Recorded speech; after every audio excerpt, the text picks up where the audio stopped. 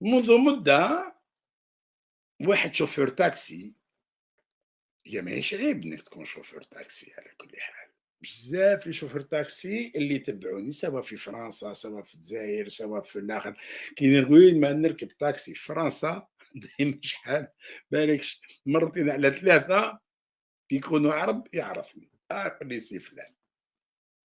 في المغرب كيف، نحكم تاكسي نفس الشيء، والله كاين اللي ما يحبش ميم با يخلص.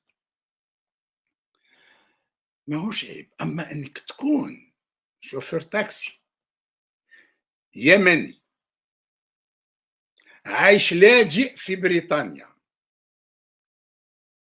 وعلاش؟ لأنه بلادك فيها كيما حنا لاجئين، أنا لاجئ في فرنسا، اسكو جيت نطاول على اليمن ولا على السعودية ولا على البحرين؟ أنا همي كلّه الجزائر، همي كلّه الجزائر، لا أكثر ولا أقل. ما نحاول ننتقد، يقول لك واش تكلمش على المغرب، شحال المغرب راهو هارب عليك دابور، واش انا داني نجي ننتقد في المغرب عنده اللي راهو ينتقد، عنده صحافه وعنده ناس تخرج تتظاهر كذا يستغلوها زعما في صحافه بودور وفي التساق، وشوف شو راهم يظاهروا، ايه يظاهروا هذه علامه صحيه. الجزائر ممنوع عليك تتظاهر، لو تخرج تتظاهر يشدك، شحال من واحد راه في السجن بتهمة التحريض على التجمهر الغير مسلح، دونك ما تكلمش. وزيد واحد يشوف دابور اوضاع وصلح اوضاعك يا سي محمد، انت جاي هذا اليمني هذا ما عنده حتى مستوى ثقافي، حتى مستوى تعليمي، واش يحكي؟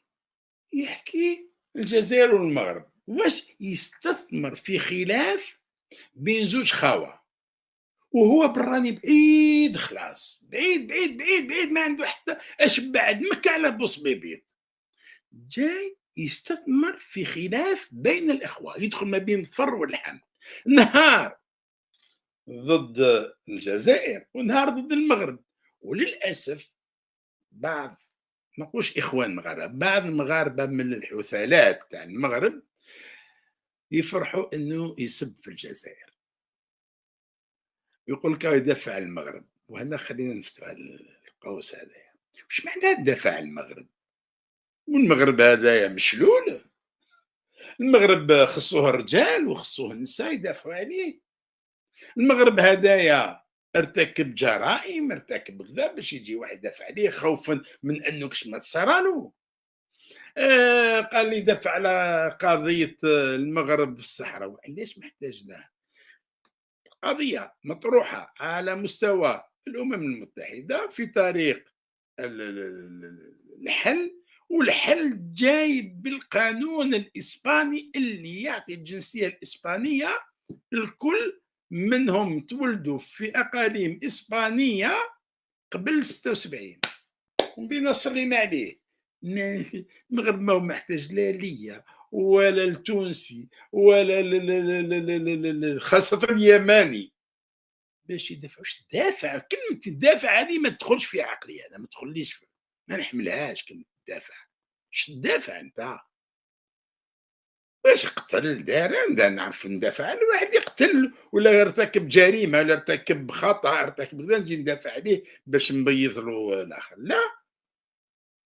قالوا شو كان الناس هاد مغاربة يقول لك راهو يدافع على المغرب، واش يدافع على؟ وأنت ماكش قادر تدافع على بلادك أنت، كي تولي فيها حكاية دفاع. الدفاع في حال لو المغرب هذا يتعرض الى اعتداء، ما نظنش لا يجاد اليمني راح يلاقي صدره، ما نظنش. ولا يقول اليمني كان يضرب في الشتاء للنظام الجزائري، والنظام الجزائري ما قالش به، النظام الجزائري ما قالش به، عيا يتمسكن جماعه من تقابل ذا، يفتح منهم الواحد يفتح له ساعة ونص وهو يتكلم ويضرب في المغرب في القناة ديالو. السنة دوك نسيبو لأن معلوم ما حبيتش نبرمجو هذا، ولكن مادام جابنا الحديث عليه خلي يا سيدي نروحو نجيبو هاد شوف الفيديو هذا.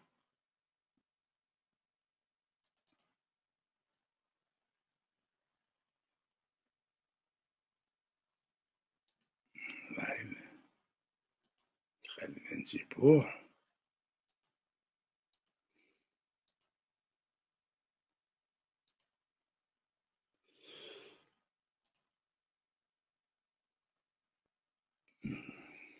ما كنتش راح نقدر نحطو، لأنه جا عطا لواحد عنده إنشاء ما كاش يشوفو، ما كاش اللي يشوفو، يظل يعدي في القنوات تاع صحافة بودورو.